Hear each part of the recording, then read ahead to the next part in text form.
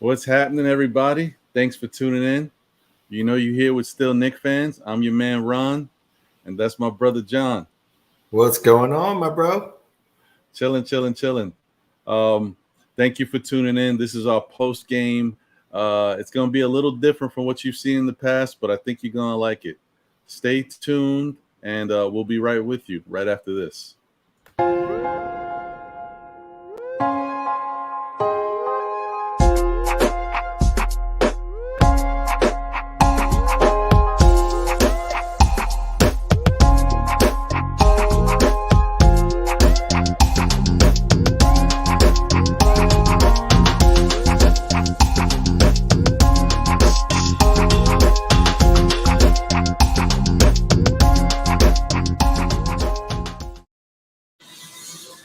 What's happening, brother? How you doing? Sir, yes, sir. Yes, sir. We in the building. Yes, we are. Yes, we are. I'm hyped, man. I'm hyped. How you feeling? That was a great Knick game. It was a great Knick game, man. We're gonna talk all about it. Yeah, man. Yeah, man. I can't wait to get started, man. It was just an unbelievable experience. But let me ask you this. Real quick, just how'd your day go up until the Knick game yesterday? How'd the day play out for you? Oh, that's a loaded question for me. It wasn't that bad. My day wasn't as intense as yours. I'm sure you had a filled day. I had a filled day with family, like take care of the little ones and stuff. So my wife took off, so so we kind of spent the day together. Yeah, it was fairly relaxed for the most part. I had some meetings early in the day, which I took care of and stuff, but I wasn't doing any traveling, which was great. I sort of stood local. So it wasn't too bad. Nah, not at all. I was actually ready. I had my popcorn set and had my, my drink on. You know what I mean? I was ready to go, ready to watch my Knicks play.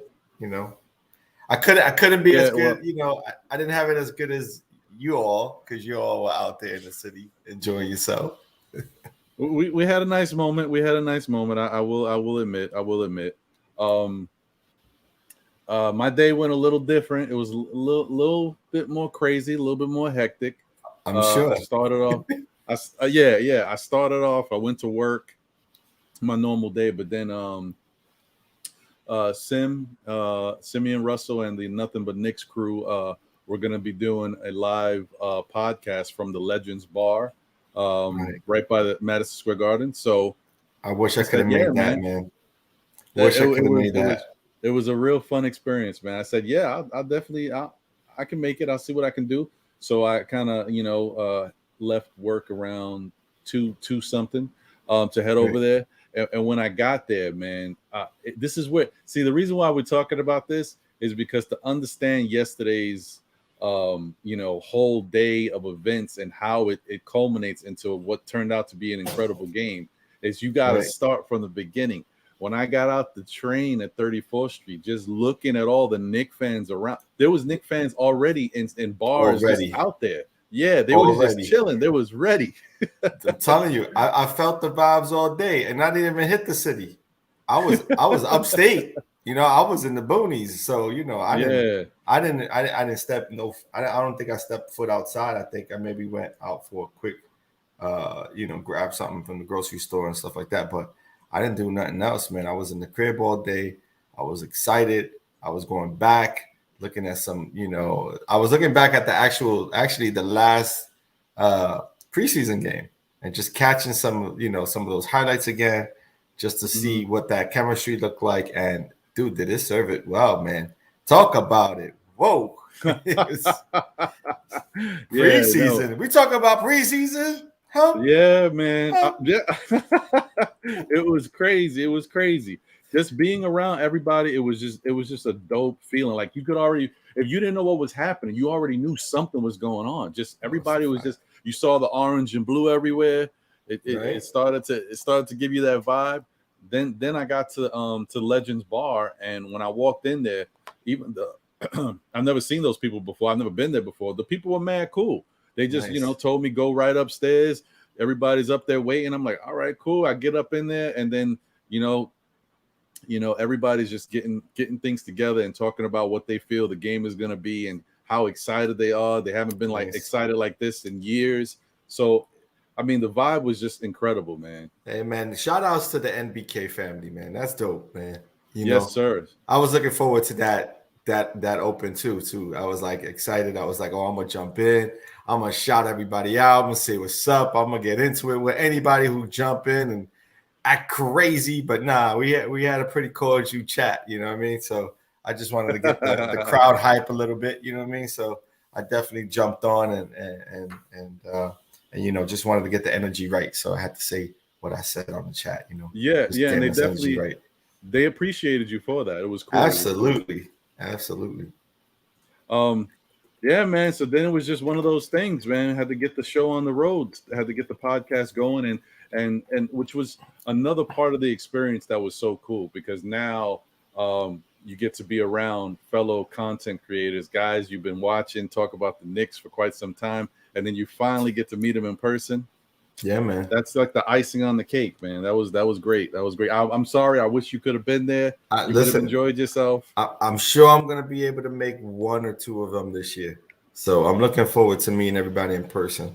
And it's just going to be epic, man. I mean, that yesterday seemed epic. You know what I mean? Just from its entirety, from beginning to end. The post game, unfortunately, I couldn't join on the chat. I was already asleep. I had an early morning. So after that Knicks game, that took a lot out of me, man. I'm telling you, I slept like a baby. I was like, we got the win. Oh, yes. I'm going to bed. I bet you did. I bet you did, man. Yeah, it was great. And yeah, I was going to say, what was really cool too? I'm talking about the content creators, meeting them. That was just that's half the battle, man. Back in the G.I. Joe days, that was only half the battle. We also got to meet a bunch of people who support the shows, man. There was a bunch of people there. There was people there that wasn't even going to the game, that just came out to support the podcast, which I thought was really dope. I thought that was a really cool thing, man. I met some really cool people out there. That's love. Man. So all of y'all, if y'all watch this, appreciate y'all. Thanks for tuning in to us here, but definitely thanks for coming out and supporting Nothing But Knicks and Sim and everybody, the whole crew out there. That was real good luck. Yeah, man. Yeah, man. So then heavy. It was bananas, man. And the funny thing is, I had said I was on Uncle Freezy's morning podcast. And I was today? Today? No. This was a couple days ago. Actually, it's been a few days. And I was like, yo, I'm gonna have to meet Cornerstone Kev. It's gonna have to happen. I'm like, yo, I'm gonna meet him. So he was out there. Yeah, and he was out there. And the funny thing is, he also was having issues because he's one of the Comcast people, and Comcast is shutting stuff down. They can't watch the MSG, man. He's going crazy. That sucks, man. That sucks. I told him. I put in the chat. I said, "Yo, listen. Why don't you try this? Try Fubu. Just get the internet connection. You can watch MSG. It's the first channel." But every time I put it in the chat, he never saw it. Like he just ignored. I'm like, yo, Kev, when I see you, I'm gonna tell you in person. Yeah. So funny thing is, as soon as we get out there, we start filming and everything, and then Kev comes in. Kev says, "What's up to everybody?" I get to meet him or whatever. We head to the to the garden. We're chopping it up a little bit. Get to the garden. Who sits right next to me? It's Cornerstone Kev. I'm like, nice. Straight. Yeah, man. It was cool. That's cool. What's up, man. Yeah, I hope, a real cool feeling. I hope he wasn't panicking. I know, well, we went through some stuff during that, first end of the fourth quarter. You know what I mean? So I hope he didn't panic a little bit. Nah. I don't think he was pretty. He was together. Man, he was pretty straight. Yeah. But it was a cool look. And another thing that I thought was a very interesting thing is that a lot of these content creators and people who support, they're not all in New York. They was coming from all over, man. It was crazy. Deep in Jersey, North Carolina, Albany, South Carolina. Yeah, Maryland, Baltimore, man. They're everywhere. New York, I got to meet everywhere. I got to meet the guys from the podcast, the GUK podcast, right? They're all I mean, two of them are brothers, and the other one is a good friend. Or however you they set it up, and I even met their sister. Like they all kind of drove. Like it was crazy. They drove down, man. Yeah, that's tough. I thought that was dope, man. So shout out to y'all. Shout out to Apollo. I'm still getting all the names, so don't feel disrespect if I don't remember off the top of my head. It's Apollo. It's Dre. I know it's Dre because I told him like that's half my name. And then hard to forget that. There's another name, but I'm gonna get it. Don't you worry about it. I'm gonna get it. Come right back. Yeah, it was really really cool to see everybody. And yeah, man, I can't tell you how fun it was. But what I want to know is what the energy was like in MSG, because the energy for me in the crib, Dolo, all the family was upstairs, chill, in bed, ready to go. I was locked in, had the popcorn ready, had the drink ready. Listen, the energy was live for me. I was feeling those energies from the city. Trust me when I tell you, Ron. Where are you? Feeling it. I was like, yo, it's gotta be popping right now. And then after the pregame show, because I joined in, I was all in. I felt the energy through the internet, through the podcast. I felt that energy, and it took me all the way through the game, man. Because once the game started, you see the crowd, the roar. Mm-hmm. It was live. Opening ceremonies was crazy. Like, yeah, I was all in. All in. How was it? What was that experience? What was that feeling like in MSG, bro? Well, I tell you, just the funny thing is, I guess it's you're so used to these events, right? That you're looking around and you see a bunch of people in the crowd, but there's a lot of empty seats. You're like, well, it's opening day. You would think a lot of people will be here, but you understand if people can't make it, it's the first game of the season. Maybe this stuff. Man, let me tell you, by the time game tip off, supposed to get, everything was crazy packed in there. It was so packed that we were all talking like, yo, are they allowing people to just be up in here standing room only? Because there was people standing around. Like all the seats was packed, and then there was people standing around. I'm like, yo, what's going on? It was COVID protocol bananas. Out the room. It was COVID bananas. That's what's yeah, they were like out of here with that. Nice. So yeah, that was crazy. That was dope. And then what they did is they gave everybody crap. I don't have mine in front of me, but they put T-shirts on the back of everybody's chair. It's the 75th anniversary. Yeah, of the NBA. That's dope. Yeah, correct. So that's what they was doing, which is cool. But they also gave everybody these like translucent bracelets to put on. And then we were all looking at each other like, yo, what's going on with these? Because there wasn't you can't press a button or anything, right? So then they start coming out, right? You start hearing them. The cool thing is they put it up on the Jumbotron. You see them like getting ready to come out the locker room. Everybody's starting to roar. The rumblings, people are stomping on the floor. It's getting crazy. Yes, sir. Right? And then they finally come out and they got these big like little pillars with the faces on it. So you can see what the players are. Smoke starts coming up. They got effects happening, and then the DJ's playing the music in the background, and then the wrists start glowing orange, blue, all types of colors with the beats. It was dope, man. It was dope. I was like, this is hype. Yeah, it was dope. That's what's up, man. Yeah. No, I definitely, listen, I don't know if they're gonna do this more often than not, or this is just the opening day thing, but it's a nice feeling. It's a good way to start a basketball game. Gets everybody hyped. Right. I don't know about you, Ron, though. I've never been to an opening season game. Was this your first? This was my second. Your second opening? Yes. I also went about 4 years ago with this group called the Knicks. It was a Knicks clique, right? And it just so happened this is a funny story too. These are little funny stories that just happened. Right. So I went with this group called the Knicks clique, right? And they put the tickets out. I bought my ticket. I happened to hear about it through a lady called Miss Knicks. She happened to be an old kind of coworker of mine, right? So I go there. I'm in the building, looking around. My cousin's there. Right. What are you doing here? Apparently, she's a big part of this Knicks clique. Right. You're looking at your cousin like, I've never seen you watch the Knicks, or I was like, what's happening here? Yo, right. So my cousin's there, and it turns out she's best friends with my former coworker. Oh, that's who knew? Yeah, Who knew she was wild, a Knicks fan? Yeah, I didn't know any of that. So it was bugged out, and it was great. It was great day. We got to meet John Wallace that day. Okay. Yeah, he came up and chilled with us for a little bit. So was that what? So you said 4 years ago. So who was coaching the team then? Hornacek? Was that no Phil Jackson?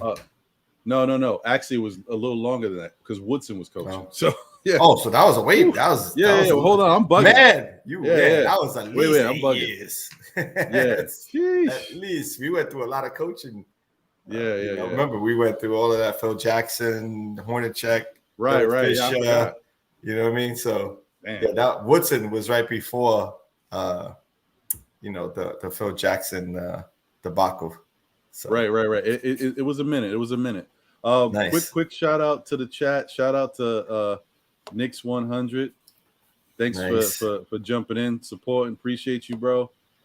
Shout out to the Streets of Buzzing, my man CT. Yes, appreciate you.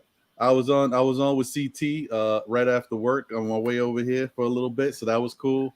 Appreciate you. Nice. Also, shout out to our man Noah from Clutch BBall TV. Yes, sir. What's up, man? What's up, Noah? The building. What's going down? Yeah, man. So after the opening introductions, game's about to start. And then the only thing I could think is I don't know why I'm such a pessimistic person. I was thinking, I hope the Knicks don't lose this game, man. After all this hoopla, I'm like, that would be killer. But I don't know why you do this to yourself. I don't know, man. It turned out to be a pretty fun experience. But the only thing I could say about that start of the game is that when Jaylen Brown was we came off 8. Hold on. We came off 8 straight points, though. I know. So I was like, yo, we good. I'm like, this is the Knicks that I know and love right now. These are our Knicks. Yeah, I was sort of surprised, though. I seen the 8. I was like, whoa, what's going on here? Like, I was surprised by us coming off so quickly. And then we sort of like, okay, I understood. Like Jaylen Brown went into his killer mode, and he was lining it up. He was definitely lining it up. Yeah. Once Jaylen Brown went into his back, he said, "What protocol? What? I've just been chilling. I've been resting." I'm like, I've been practicing. Man. I've been resting. This guy, So that was that kind of was an interesting moment for a lot of the fans in the building because they were like oohs and ahs, and it's never good when the opposing player is getting the oohs and ahs. Right. Not good. It's true. So man. But all in all, I wouldn't trade that experience for anything, man. It's definitely something that every year, if you can try to figure out a way to pencil it into your schedule, I would advise everybody to try to do it at least once, man. There's nothing like opening night. So. Yeah, absolutely. One day I'll get there. My kids will get older, and I'll have an opportunity to get out, right, and enjoy and experience what you all experienced this past or yesterday, I should say. Yeah, exactly. But that energy was sick, fun. Man. That energy was sick. I was listening there. I was watching. That energy was so sick. Coming even it like we kept the close the first quarter, and I really want to talk about like what were the keys of the game, like what was those what was it looking like in your eyes, like what was the matchups to see, you know what I mean, like what in your mind, what was like the sort of plays of the kind of momentum shifts. What I mean? So what you're wondering is what were the momentum changers? Even better. Mm-hmm. Oh, look at you ready to go. Look at you. I got you. Yeah, man. So I think that there was a lot of big plays that happened in this game. A lot of different things we could point to. But I would say starting off, the first thing that I think about that happened was keep in mind at this point in the game, we were getting smacked, right? Right. Not it wasn't too crazy, but we were starting to get smacked a little bit, and and the Knicks offense, the way we've been used to seeing in the preseason, was not working. Right, we were down like 12 or 10 or 12. Yeah. And it seemed like it was worse because of the way Jaylen Brown was cooking us, because everything he was shooting was going in. Yeah. But, and then like the first thing that kind of happened, that the crowd started to, and this is funny because, I'm in front of all these different podcast creators, right? And then State of New York is there in front of me, and he's like, yo, what's wrong with Randall, man? Yo, why he keep hogging the ball? This is not what I want to see. What's wrong with Tibbs, man? He's freaking out. So as soon as he starts saying something, Randall hits a shot, right? And then he's like, nah, man, but I don't want to see that. I want him to share the ball. Come on, man. What you doing? And then Randall starts getting strong. He wants to get lit on. Yeah. So then he's like, yo, Randall goes out there, and it becomes one of those things where Randall just says, you know what? Let me get this real quick. Let me take him to the hole. Let me get one of those. And one. Let's go. Let's go. Yes. Let's go. Yes, Too little. Yes, sir. Too little. You were right about that. Let me tell you, there's no sound in the video because I'm not trying to get no strikes, no issues, but it was going crazy in there, man. That first one was, and then you got everybody in the crowd doing this. You know how everybody was getting hyped. It was fun, man. That was just the beginning. Like the crowd was already pretty live then, but it was nothing compared to how the crowd got throughout the rest of the game. So right. But that was definitely a momentum shift because I think he went in with like at least 3 straight or 4 straight buckets, right? Back to back to back. He had that. He had a couple of threes. Like he was feeling himself right there. Yes, sir. He was definitely like, I think this was one of those. I'm not saying it's like a statement game for Randall, but maybe it was. Maybe he looked at it like this is the first game of the season. I'm trying to show y'all last year wasn't a fluke. Right. Exactly. Yeah, I can't be mad at it. So then he was actually saying, listen, this is my team, regardless of who we bring in. This is still my team. The offense is going to run and surround himself around me. And he exactly. Listen, he did exactly. Give him much props. Then the game starts going, and we're still fighting back, but we can't really kind of break through. We can't really break through. But along the way, there was the crowd is still going crazy because there's certain plays that are happening that are getting us hyped because we like any one of these plays could start the whole chain of events that make us get back in the game, right? For sure. So then the next thing that happened was a great play by Evan Fournier. It was slight, but he did what he needed to do. And I was happy for him because Evan Fournier has been getting killed by a lot of Knicks fans. Oh, like, what did we pay for? For real. Right. And then we saw this. That's right. The good defense. Right. Good defense, good outlets. RJ Barrett. Ooh, yes, sir. The RJ dunk. Yes, sir. Yeah. And the crowd that got RJ going too. It did because you know what happened. The first half, RJ wasn't getting points. Yeah. He got early touches. I think he missed the jump shot and he got fouled and missed 2 free throws, and that had him out the game. Like offensively, he was out the game, but defensively, he was still in it. You know what I mean? Yeah. That's why I'm rocking my RJ Barrett right now. And that's why you should, because you know what? RJ deserves it, man. Yeah. Can't be messing around here. Absolutely. This ain't no game. Absolutely. So that pretty much was one of those moments where you started to feel like, okay, now that we see RJ starting to get a little bit more aggressive, assert himself, get out there and transition, maybe we thinking RJ is going to start getting his buckets. It started to happen, but it didn't happen right then and there. It still took a little more time to develop, my friends. So, as that's happening, then we see, okay, this is great because all the stuff that we were worried about in the preseason, little by little, as the game got to stretch out, you start to see all of this stuff start to happen because the next domino in the whole, puzzle was Mitchell Robinson. Mitch lost a step. Mitch is slow. He's looking too heavy out there. You need to lose some weight. Mitch said, you know what? I think I'm okay. I'm going to show you I'm all right. And then he did this. That's right. Block party. Get it out of here. Block party.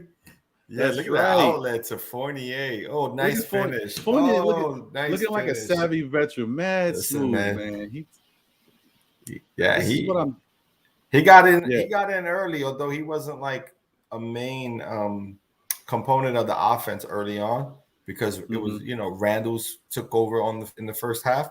But him and Kemba had some key buckets to keep us close. You know what I mean? You know, and even Burks had a couple of moments that kept us close in the game, you know. And then kind of leading into like the whole Toppin experience, right? When we went small, you know, and that was woo. Very nice look. Very nice look. I think Tibbs has definitely found something. He can't do it against every team, but he could do it probably with against a lot of teams in the league. Yeah, there's certain teams that might kill him, but you know, whatever. But definitely remember other teams are gonna have to try to defend a quick lineup. That's the thing. Right. So you know, we talked about a lot of that. Remember when we had Prophet on? Prophet was like he would love to see a small ball lineup, and look, it came to fruition. You know, in yesterday's game. Yeah, I was thinking about that. I had mentioned that earlier, but in Prophet's lineup, he had Randall at the 5, but this lineup with Randall staying at the 4 and putting Obi, I don't think. See, he wasn't expecting. Was Obi at the 5? Yeah, it was Randall at the 5. No. Well, they were switching, so I guess it depends on who was the person you were guarding.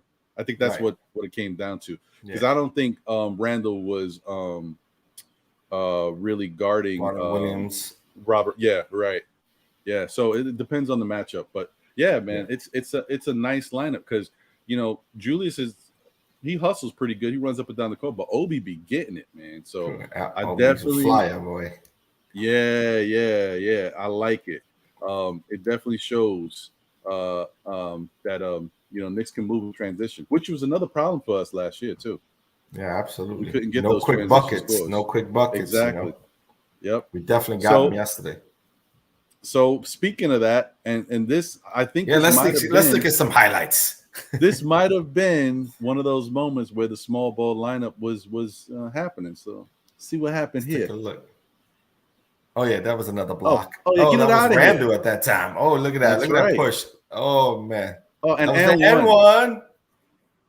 Yes, sir. Yeah, you know how Obi likes to hit the floor, man. He stay on the floor. But that's so great. Like you know, like last year we didn't see this sort of momentum. You know what I mean? And look, even Kemba running the floor. You know what I mean? Getting out in transition in front. You know, not coming to the ball, but like leaking out and making sure that you know he has wings that are also leaking out. You know, it's gonna make all the world of a difference, especially when we play against teams that like to run quick, fast-paced games. You know, and get up and down the court. You know, we can run with them. You know, we just got to show that we can stay consistent in that momentum, in that sort of game, in that ebb and flow of the game. Right. I'm loving the way the team is built, though, man. Yeah, no, it really, it's nice, man. I don't know who we can really credit with you know, carrying this whole thing out, but whoever put it together, man, they had the right plan in mind, because this team is looking like it's got everything that you need. Right. And they got that workers mentality, right? They got that like hard like hat, blue collar, like New York type. Yeah, definitely.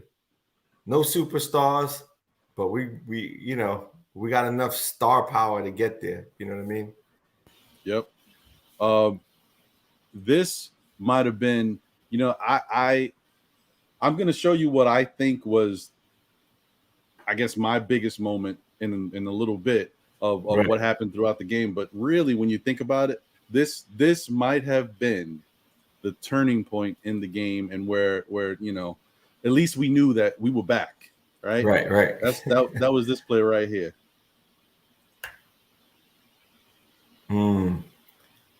Okay. Yeah, that pass out to Barrett. RJ for 3. And you know what? Yes. That gave us the lead.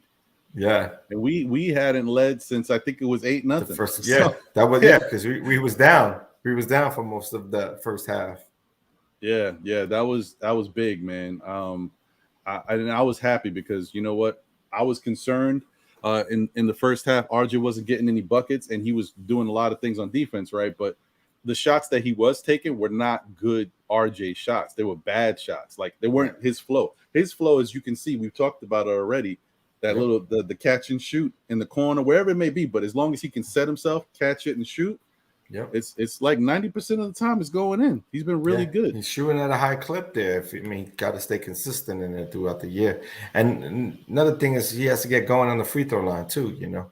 And that was sort of, it seemed like that's what took him out of the ebb and flow of the offense when he missed those free throws. So they seemed like, okay, he was sort of and I feel the same way about Toppin when he shoots those threes. Sometimes they aren't he doesn't have a great touch on that three yet, or maybe when he's it's got too much energy and he lets them fly. You know, it could sometimes take him out of the offensive flow of the game. But I think he did a great job of just staying, in the game, in game moment, and took the opportunities when he seen them. So shout outs to both of those young kids, man. They're growing into really good NBA players. Pretty awesome.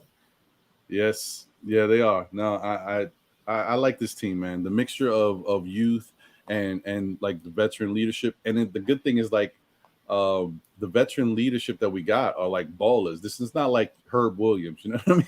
No offense to Herb Williams, because I loved him. He was one of my favorite Knicks at the time. Right. But these guys can still ball. Like Derrick Rose can ball, Taj Gibson can ball. Which is interesting because that's what everyone thought Taj Gibson was going to be, a Herb Williams type. And then he's like, what are you talking about? I've never been a Herb Williams type. I'm gonna show y'all what I'm talking about, what I'm meant, what I'm made of. I'm that Brooklyn born bred type of player. You know what I mean? Exactly. It's New none Yorker. Of that. I'm just here holding a clipboard. Not yet. Not maybe yet. Soon. But he still shows up, and he still shows his skill level. You know what I mean? It's still up there, which is pretty dope. Now, and congratulations to Taj, man. I didn't know that was the reason why he didn't play last night. That was crazy. They kept that under wraps. A lot of people was worried, man. We were like, yo, what's going on with Taj? But great. I didn't even know he had a baby coming, Yeah, no one knew. I don't think no one outside of the Knicks fan, like close knit people. Right. I actually don't think, like, as far as how some of the players maybe you might see their significant others more than others, like Derrick Rose's fiance now, and we've seen Julius Randle's wife. But some of them, and I think I've seen RJ's girlfriend at the game. But you don't really see, like, I don't think I've seen Taj bring anybody to the game or like focus on that. So kept things on the wraps. It was quiet. So, but good for him, man. Congratulations. Yeah, that was definitely a good look. Give us some good luck. By the way, you know what I mean? Exactly. Which we needed. Exactly. We needed all of that good energy. Now, mind you, there's obviously there's other plays that definitely could have pointed to and could show right now. You may see a little bit more of that when we get to our regular show on Monday, but for the most part, that's the gist of the highlights. The momentum changes that kind of affected the game. The crowd was getting into it. It started turning everything around, and definitely were big moments, and the Garden was rocking. And in between all of this, you hear the OB. Oh man, it was deafening, and it was dope.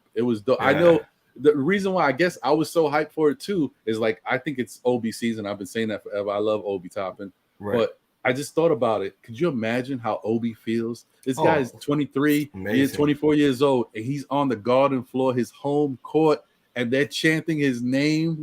Sick, man. That's gotta feel sick.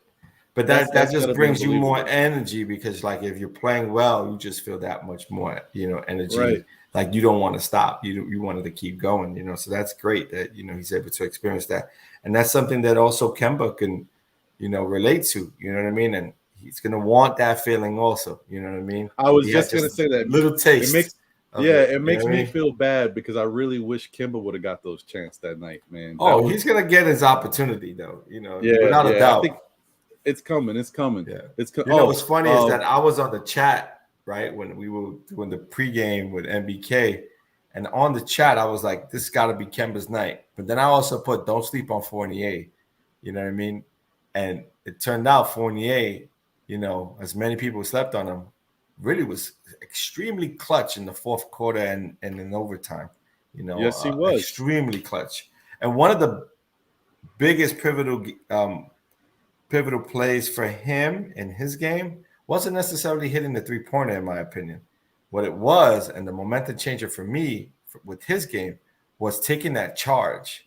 When he took that charge, yeah, his energy was at an all-time high. He was like, yes. Like, he was like, I'm here. Like, he literally planted his feet there, took that charge, and was like, let's go. You know what I mean? It's like, I seen that switch just kind of was like, oh, he's going to go in. He's ready. He was hyped. He was hyped. Yeah, man. Salute to in the chat to the one, the only Geraldine McIver. We got love for you. You a SKFer for real. We appreciate you, Geraldine. Thank you for always supporting and tuning in. Speaking of Evan Fournier, that charge was definitely special, and it showed. Also kind of showed you what we all been saying about Evan Fournier, that some fans ain't getting. This guy is gritty, man. He's ready to throw down in the trenches with this team, and that's the type of player we want on the team. We want that New York energy. Yeah, and all of this talk about, like, we lost, the best defensive players that we had on our team. Okay, that may be true, but these guys are going to put in the effort. They've been NBA, top players in the NBA for quite some time. Fournier was, although he hasn't made an All-Star appearance, he has been one or two top players in the whatever team he played for. Like, if he was in Orlando, for his years in Orlando, he was probably their best scorer at the time. Maybe a combination of top one or two best player on the team. And then when you look at Kemba, he's an all-star. So, like, these guys know how to bring it, and they're not gonna like take possessions off like that. You know what I mean?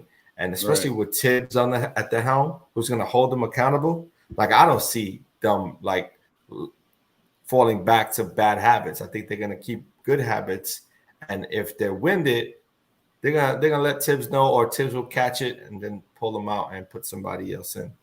But, it was just great because even Kemba took a couple of charges. He had a couple of steals.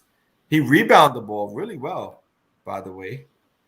He didn't really score the ball well, but I think he had like 8 rebounds. So that in itself is, like, for a guard at his size who's coming out, and he's also getting in the trenches and making sure he gets those long bounces and rebounds. Yeah, he was doing it. He was trying to do whatever he could to help the team. Yeah, his shot wasn't like clicking though, like, you know what I mean? Like, that's about it. But for the most part, he was on all day. Yes, sir. So I guess I'm gonna hold it down. So I think Ron just jumped off by mistake, huh? Well, my fault. Yes, sir. I think my little thing here fell on my keyboard. It said boop. Tick you I'm like, whoa. Now, that's live, folks. That's live television. That is live TV. Yes, sir. Yeah, but no, definitely. He did what he had to do to try to help the team. So we appreciate that. At least he's trying. That's a guy who wants to be here. You got some guys on the team that just earning a paycheck. That's not Kemba.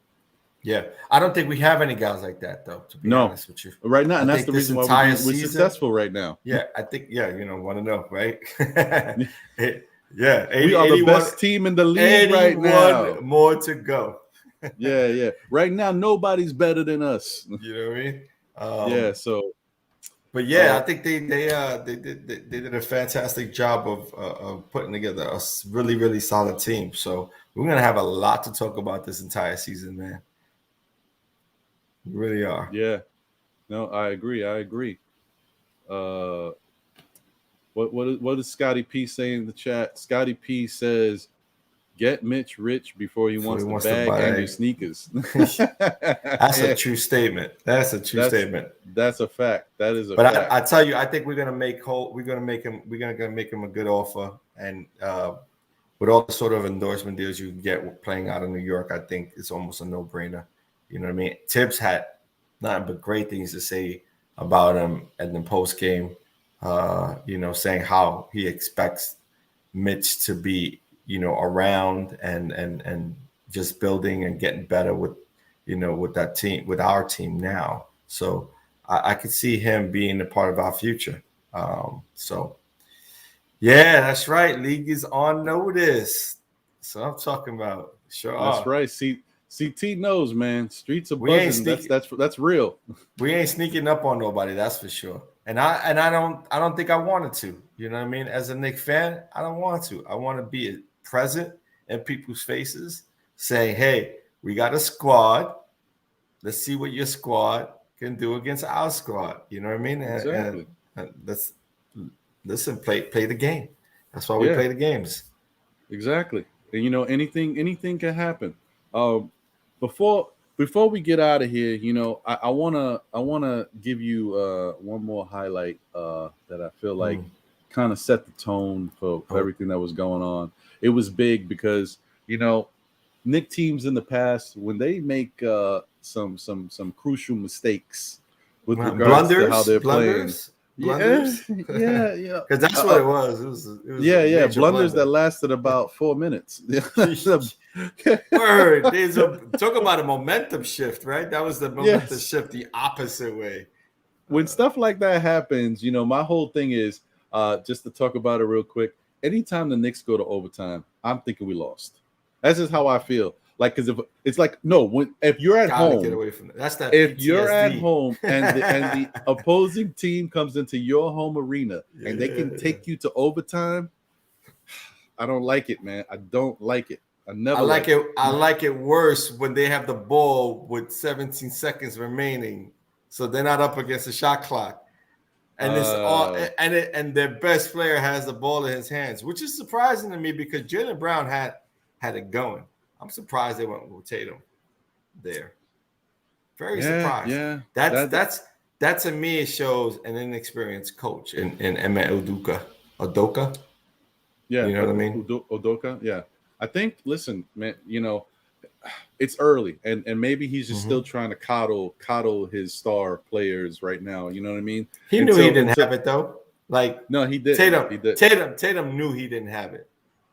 Yeah. RJ did a great job defending. You know what I mean? I'll give him all the props in the world for coming up and taking the challenge. But let's be honest, Tatum did not have it going. You know what I mean? And so even the good looks didn't really, catch the rim or anything like that because he had a pretty decent look and he shot an air ball. It was contested, you know what I mean? But he's had contested shots that he's knocked down in the past. So to me, it's like he didn't have it going. If you're a coach in Boston and you're seeing what's happening, you should know what the hot hand is, right? But it's to our benefit that he's still, learning on the job because I'll tell you one thing: if it was me coaching, I'm not. Jaylen Brown is shooting that ball at the end of the game. I hear you on that. I hear you on that. You know what? This is funny. And shout out to Be Civilized. I didn't realize, like, I'm looking at this and I'm not realizing the impact on it until I really read it. First off, it's the fact that, and salute to you, Be Civilized, appreciate you, that he's watching the Hawks and they're playing the Dallas Knicks. I didn't realize that, so that makes it even funnier. You know what I mean? That's hilarious. Yeah, man. Okay, well, whatever. It is what it is. Good for them. Is Frank starting over there? I don't think he is. He's not starting, but he's supposed to be playing. He's supposed to be playing. So yeah. Well, let's take a look at this real quick. Little something that maybe we got to look at and say that it's the last one of the momentum changes, I would say, that we got going on here. Let's pull that up. Evan, sure, Evan. Oh man, clutch. He was clutch. Look at that. Look at that ball. Look at that movement without the ball. Oh man, that's he's an assassin with it. An assassin. Those were really big threes, guys. For those, I'm sure everyone who's a Knicks fan, for the most part, I would hope by now you've seen the game. Right. But if you didn't see the game or you don't remember, Spoiler those alert. 2 threes, Spoiler those 2 alert. threes, right? Spoiler alert. Those 2 threes were huge because one of them, the Celtics had gone up 113 to 110. The first one got us to 113. No, it got us to 113 to tie it. Right? Oh, it tied it. Right. Then the Celtics went up with another 3. First off, the defense on the threes was horrible, but whatever. Yeah. We'll get to that. We'll get to that on Monday. But then they went up with another 3, and it was 116, 113. So the second shot that Evan Fournier hit was to tie the game and put us at 116. Let me tell you, when he hit that second one, the Garden was rocking because we were all starting to think in our head, like, okay, he hit a 3. We hype, and then they score another 3 easily. We're like, oh, these guys are going away. So it's that old, like, oh. Dude, it was like another one. There was at least 5 or 6 straight buckets back and forth from 3-point range. And I was like, this is sick. This is sickening. Like, I could only feel, like, the energy that I felt of the game starting, the same energy I felt leaving, you know what I mean, the stadium. And I was like, oh, and then it would come back when Evan hits or when RJ hit. Or what, you know what I mean? Like it was just like it was that ebb and flow, that back and forth. You know, listen, there was a couple of Knicks fans that had some may have gotten some heart attacks, some minor strokes. You know what I mean? It wouldn't be surprised, man. All that back and forth, man. Yeah, it was crazy game. I was in the edge of my seat. I tell you, I was like, I was trying to be as quiet as I can with the family sleep, but I don't know if I could. I was able to hold that in. You know what I mean? Yeah. No, Scotty P, you nailed it. That's exactly what it was right there. That sums it all up. Yeah, emotion. It was huge overtime, and the last 5 minutes of regulation was just wild emotion overload. Yep. Ain't no way else to put it. That's exactly what it was. If you didn't understand how emotionally draining it was, just try to watch the game in its entirety. But you got to watch it in the entirety and then get to those overtimes to see the momentum, how you're going up and down with your emotions. And then you see the video circulating outside of the Garden after the game with those people going crazy out there. That is why they was nuts. They had to let it all out. Yeah. It was bottled up after a while. It's wild, man. But ain't nothing like a Knicks victory, especially like an opening season victory against a rival team in the East. And also, like if you win a playoff game, right, in New York, like New York City was lit when we won the game against Atlanta, you know what I mean, the playoff run, and like you don't get the same sort of energy in Brooklyn, you know what I mean? Like you may get that inside the arena, but it ain't gonna trickle out into the streets. It really isn't. Right. Oh, we got a question here. CT from Streets of Buzzing asked. Would Horford or Jay Rich playing have changed the outcome? It's a good question. Don't know. Because our Horford is damn near the same age as Taj Gibson. Yeah. So, but like the only thing that I say, games. Yeah, the only thing I could say about Horford that still amazes me to this day. It's great rebound. And he stretches the floor still. He can still knock it down from outside here and there. And that is a little bit of a problem because that's the difference between him and a Robert Williams. Robert Williams can't do that. But he isn't as fast as quick moving as he used to be. And he is. That's sort of his Achilles heel nowadays, where he doesn't have the lateral movement to defend like he used to. And so what you gain in his offensive and his IQ on the court, you lose because he doesn't have that physical mobility anymore. However, with a Mitchell Robinson at 7'1", 270, 280, it's not much Horford is going to be able to do to a guy that size. But that's a good point, and I think Mitch makes the difference. However, if Horford's out there with Jericho Sims, maybe he's taking the young boy. Yeah, Jericho played what, 4 minutes? Yeah. It was just to give him a taste of what the NBA, life is like. Tibbs wants to always give somebody an opportunity to be like, listen, you thought preseason was fast. Take a look at this. Right. here's a little taste because I may need you later, so you better get at the gym. You know what I mean? Yeah. So and then maybe Jericho's minutes would have changed a little bit because he might have got the quick yank with Horford out there, or who knows, maybe he would have been too athletic for Horford. Horford couldn't stop the rising. Look, you know what's great to see is that he played Grimes for the end of the second quarter into the halftime, defensive stopper. So he's showing that he trusts him as a defensive player. And then he gave Sims some time. So I can expect those kids to be in some sort of a rotation if there's a need. You know what I mean? If there's a need, an absolute need, that those kids will probably come up first, you know, to take on some minutes, you know. And that's pretty cool to see because Tibbs don't really do that, you know what I mean? So that means he trusts these kids to come in and provide something, you know. Yeah. And you know, the funny thing is, I've been trying to analyze that whole Grimes situation for a minute. I thought it looked like an offensive defensive switch. He brought in Grimes just in case for whatever reason. But however the play turned out, Grimes didn't get a chance to really do anything, and then he put him right back out and brought in I think it was Kemba. He brought back in maybe on the offensive switch. Either way, but it was just a quick yank. But I also thought about it like, you know, maybe he's also letting this kid, which makes me think that Tibbs is starting to like Grimes. Maybe he wanted to let this kid touch the floor on opening night. You know, maybe he wanted him to feel how it feels. That's how I feel for both of them. You know, like you get an opportunity to see what the game is like, feel the energy of the stadium. You know what I mean? Experience it for the first time, and then you may play some more minutes later in the season.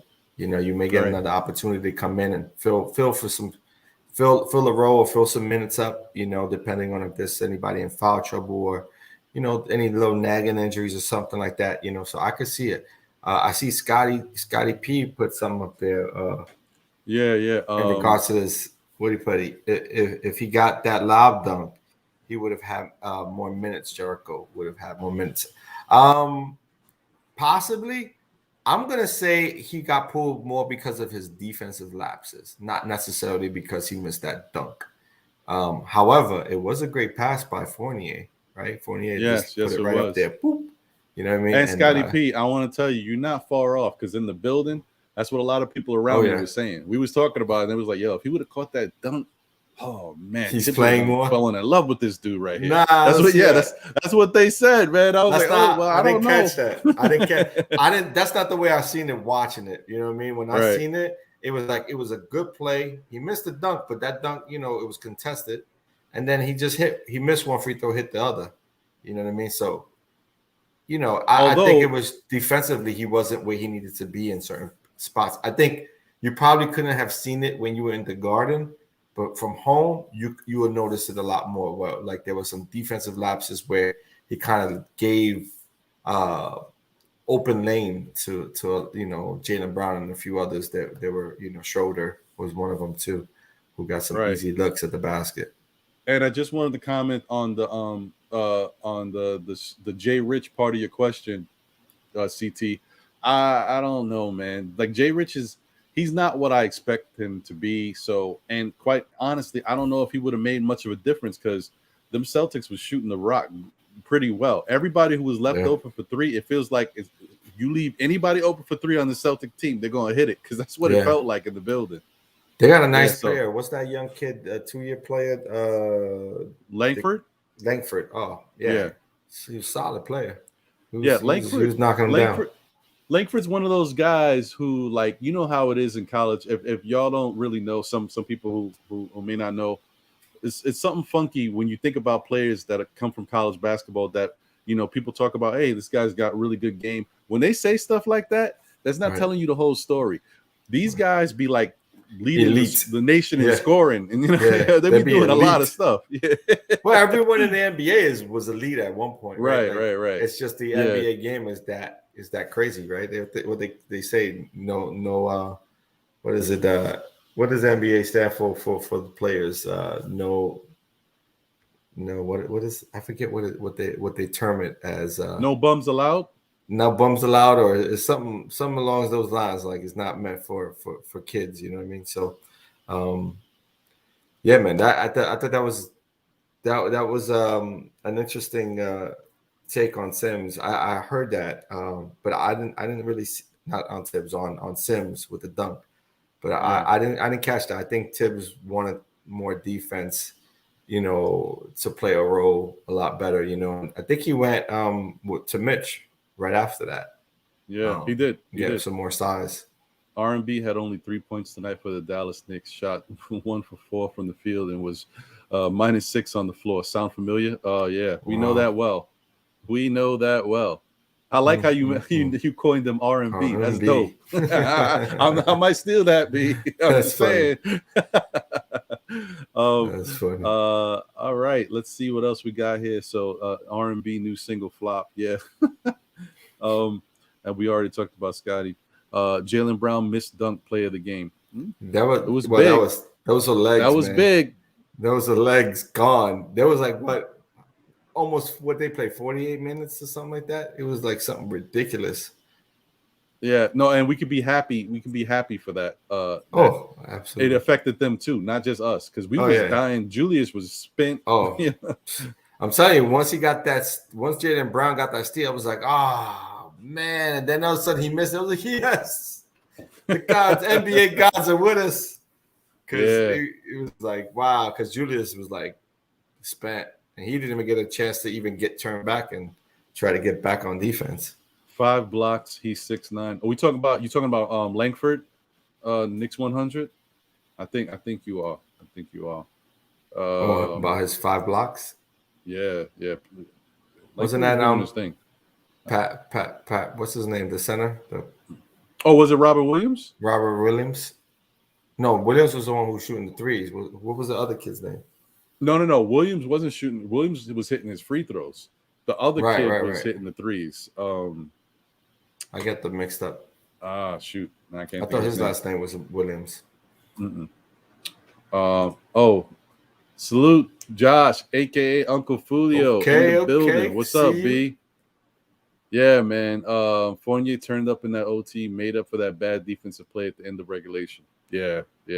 You must be talking about the double team, Josh, because I think that's what you're talking. That's the double team, yeah. Because that was primarily his biggest flaw, and what I liked is that he took accountability. He says he went on the post game and was saying that it was his account. He's taking accountability for that, saying that he made a mistake there. He should have not let, because that led to that 3-and-1 and kind of put Kemba out there to dry, There you go. Thank you, Josh. Appreciate it. You're right. That's it. Grant Williams is the other Williams. Okay, yeah. Because I knew there was another light-skinned dude hitting threes. Okay, all right.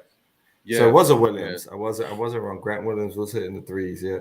And Robert Williams was blocking shots. So they were both playing together. And hitting his free throws, which kind of made me a little jealous because I wish our bigs hit free throws like that. Listen, we didn't shoot great from the free throw line. That's one thing we gotta shore up. We gotta take our time in the free throw line and breathe and let it go with some touch, because that could have cost us. Oh, so be civilized. So you trying to say that Jaylen Brown might get put in the Shaq and the Fool? Shaq and the Fool. That dunk that wasn't the move. Yeah. Yeah. And Josh said never broke again. Yeah. NBA. NBA never broke again. Is right. That's a true statement. Yeah, man.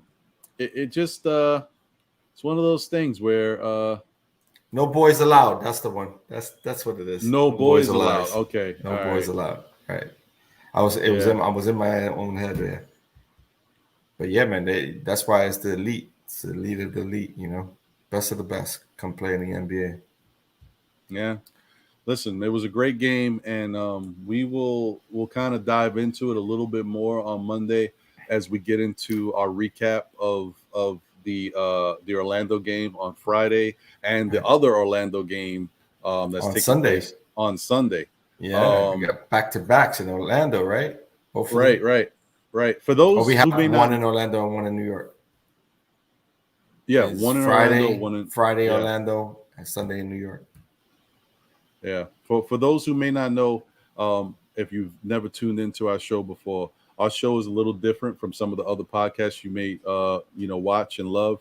We do more of a recap maybe recap / prediction type show on Mondays. So we'll go over the games that took place from the prior week, and then we'll predict what we think are going to be the outcomes the week going forward for the rest of the games. And then we just kind of recycle and go over the same type of things and keep predicting. So we're more of a recap prediction show. So just so you know, but we still give you the breakdowns of what's going on, but it's just done a little differently. So, and I like what you're doing here, Ron. I like this effect of game changers. You know, I like that. Yeah, you know, we're trying to give you something a little different, and keep watching, because we're going to continue to give you content with a little different spin. Because you know what, we're all content creators. We all love the Knicks, and we just want to keep giving our opinions about what we see and love. So hopefully y'all continue to tune in, and then definitely follow us at Still Knick Fans on Twitter and Instagram. You see it right there. You see it. Yeah. And as I always like to say, you know what? Like, comment, subscribe, tell a friend, tells a friend who tells another friend. You know what I mean? Yes, sir. So keep the buzz going. Keep the buzz going. Thanks for everybody for tuning in and checking us out. Thank you to the people in the chat. Uncle Fulio, what you got to say here? I don't know about y'all, but I personally like Jaylen Brown's game better than Tatum's. Not saying he's better than Tatum, but Brown is better all-around player and can close. Thoughts? Guess what? Before we get out of here, I do want to touch on this real quick. Josh, from my perspective, Jaylen Brown is better than Tatum. That's from me personally, what I think. I don't know. How do you feel about him, John? I'm going to say this. They're not on my team. They're both good players. But, I would say, you can't go wrong with either of them. If either one of them were on my team, I'll be excited to have them on. But again, they're not on our teams. They are a rival team. So I'm not going to give them too much props. I'm going to say they're good players. We got to keep winning these games. So if one goes off, we can't allow the other to go off. And I think that's what we did. You know what I mean? That's a fact. Only one can hurt us at a time. You get what I'm saying? Yeah. I'm with that. I agree with that. And just so you know, Josh, prior to like me even thinking about this, I would have always said Tatum. But then Prophet, friend of our show, we were having a discussion about it, and we started looking at both of them side by side. And it turns out, one, Brown's a better defender, and two, Brown's more efficient with his shots. Right. So I'm like, he's doing more with less and almost averaging a point or two right underneath Tatum. Right. Yeah, man. Brown's. Well, I tell you, Brown also has I think a one more year. I think he came in a year before Tatum, right? If not 2 years before Tatum, so he has a little bit more time with the Celtics. He's only 24 years old. Yeah, but he came in early. You know what I mean? So I think, Jaylen Brown they both, nasty as hell, and I'm just glad that we were able to contain at least one of them. Right. But we're gonna see him again. We're gonna see him a lot. You know what I mean? So we just gotta make sure our defense stays consistent and we lock one or the other down. You know what I mean? And if you can't lock down Jaylen Brown, then you might as well put the clamps on Jason Tatum. Yeah. Tatum is a killer, cold blood, and I respect Tatum too. I'm a Duke fan. If y'all don't know, I'm also a Duke fan, and Yeah. And you know how that is. Tatum's homegrowns. Yeah. So definitely, man, Brown gets more freedom. Both are studs. That's a fact. Sooner or later, Boston's going to have to make a decision between the two. Now, that might be a fact as well, because we're talking big money for both of those guys. And maybe one wants to be the leader and not the first. Who knows, man? They kept Walker and Pierce together for a very long time before they dismantled that. That's true. Remember, Boston has a history of putting certain scorers together. Well, that's a good point. I think they even did it when what's his name? Reggie. Is it? I wanted to say Lewis, but that sounds like a track star. Who was the guy who passed on from the heart condition? Was it a Reggie? It was Reggie Lewis. I think it was Reggie Lewis, right? Yeah. I thought that no, the track star you're thinking of was Carl Lewis. Carl Lewis. Okay, so it was Reggie Lewis who was the player, but I think they also had a 1-2 punch when he was there too. It was him and another scorer. It may have been Xavier McDaniels. No, Xavier went to Seattle. I can't recall. There was another player that played with him that scored buckets. Yeah, so it was Reggie Lewis. Yeah, he was nice too, man. That's just man. another shame. Yeah, man. So once again, man, thank you all for tuning in. We're about to get out of here. I'm still tired and a little drained from yesterday. I didn't get much sleep, so by the time I got home from the post game podcast, it was late. It was like after I don't know 1 something. I don't know. Anyway, the point is I'm a little tired still. I'm just gonna relax, get a snack, and chill and see what's playing, what game is still going on. But thanks for tuning in once again, John. I appreciate seeing you, brother. I feel like I haven't seen you in a minute, man. I'm telling you, I missed a couple, man. You know, life happens, you know what I mean? So, but I'm glad I'm able to jump on right now. I'm glad you hit me up so we could jump on together. And yeah, man, looking forward to next week, man. That should be our open, right? Season 2 is still Knicks fans. Yes. So Monday at 9:00, 9:10, around there. Please tune in. That'll be still Knicks fans season 2. You know, we're gonna come at you, you know, with the same great content, maybe a little different look. You know how it is, like Campbell's soup. Same soup, different can. Anyway, y'all, take it easy. Y'all. We out of here. We'll see you next time. Take care. Bless. Salute. Peace.